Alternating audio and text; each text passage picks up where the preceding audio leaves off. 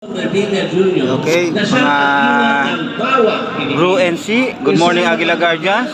Okay, ang magsasalita ngayon at tinatawagan na sa stage ay si Senator Bong Revilla. Ang kanyang programang Alagang Ate Lani ay naging katuwan ng kanyang mga kababayan at handog ang tulong na umaabang sa puso at ngiti.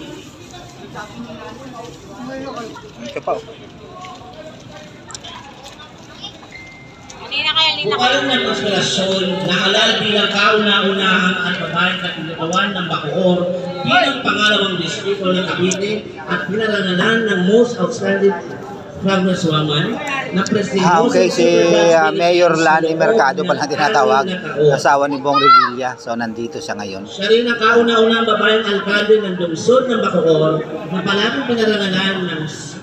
Kala ko si Bong Revilla, si Lani Mercado, Revilla pala. Ang nandito ngayon sa Guardians Day. Ayaw mo na? Ito, ubusin mo na to. Ha? Ito pa oh. Oh. Meron pa. Ubusin mo na. Bibili pa tayo mamaya doon. Kakain ulit tayo. Nabitin din ako.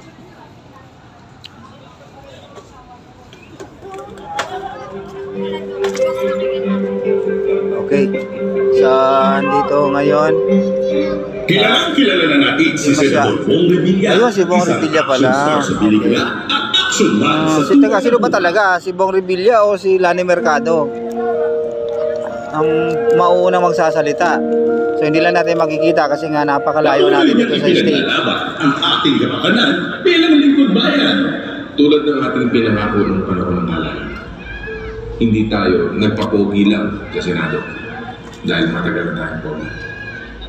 Hindi natin ipapahiya ang milyong-milyong Pilipino na naniniwala at nagtiwala sa atin. Patunay po yan na si Bong Revilla, lalaki ng Rosa. Okay.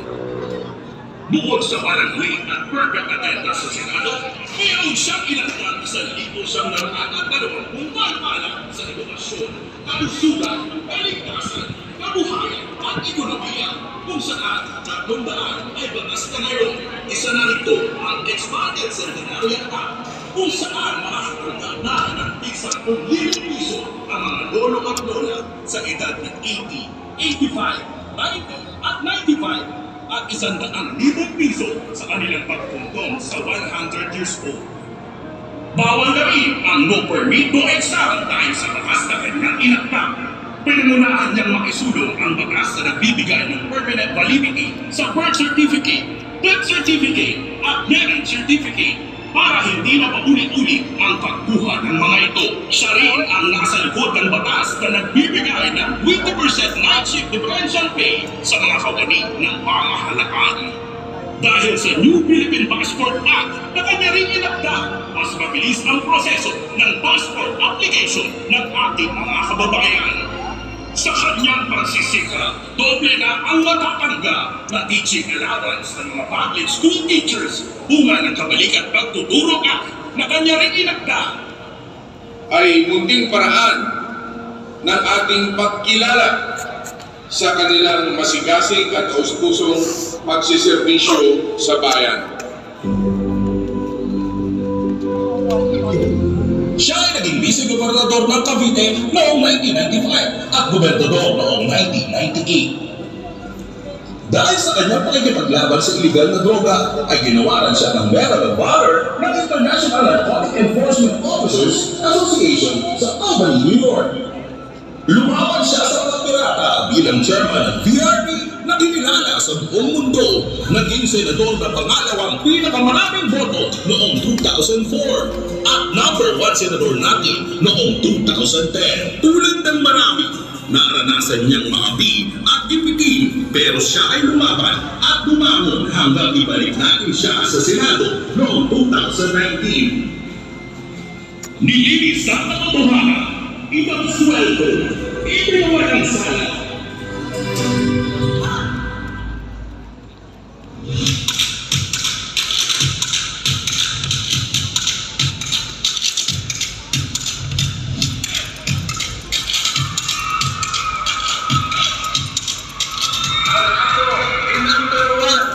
Senado 2025. Sino ang number 1 senador sa Surigao?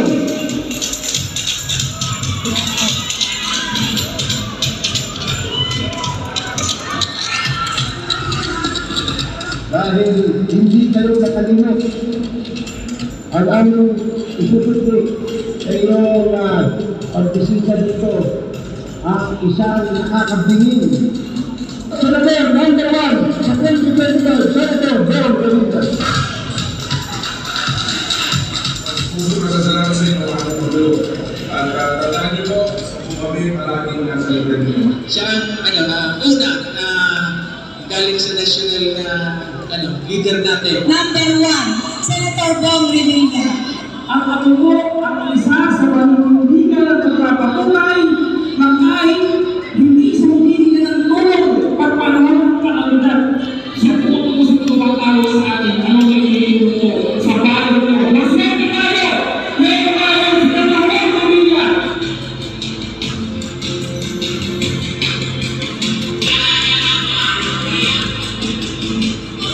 Lahat. Muli, basta pumasa kayo at tayo sama-sama tulong-tulong. Ha? Basta tayo babangon at kaya natin itong mga pagsubok na to.